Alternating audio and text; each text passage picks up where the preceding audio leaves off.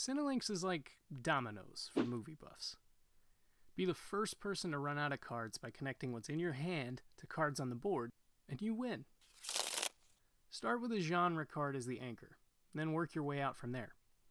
So let's say we have an action-adventure card on the board.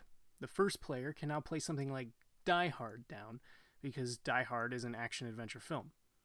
The next player might have Bruce Willis, so they can place that card down next to Die Hard because, hey, spoiler alert, Bruce Willis was in Die Hard. The next player might place down Matt Damon and announce an action-adventure film he's been in.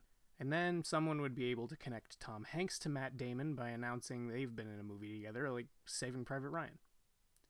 If another player has Samuel L. Jackson, they can place that next to Bruce Willis, and then announce that they were in Unbreakable together. The next player might want to play a director's card, so they connect Quentin Tarantino to Samuel L. Jackson by announcing a movie they've worked on together. Pulp Fiction, Hateful Eight, Jackie Brown, everything.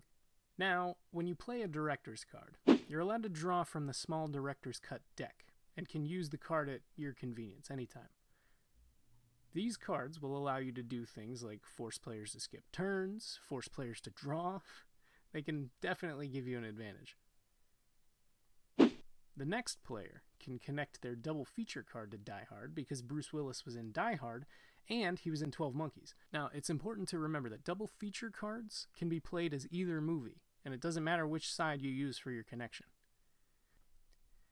You can connect a genre card in your hand to any card on the board, except another genre card, as long as you announce a valid connection.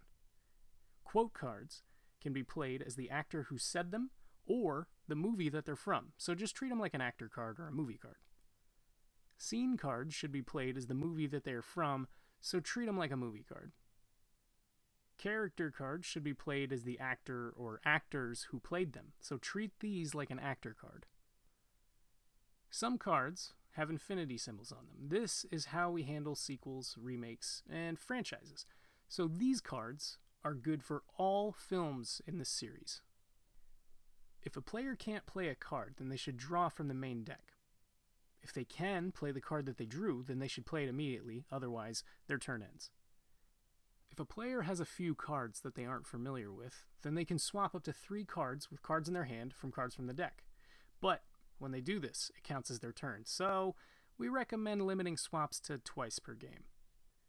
So, keep going around the board one at a time, and whoever runs out of cards first wins the game.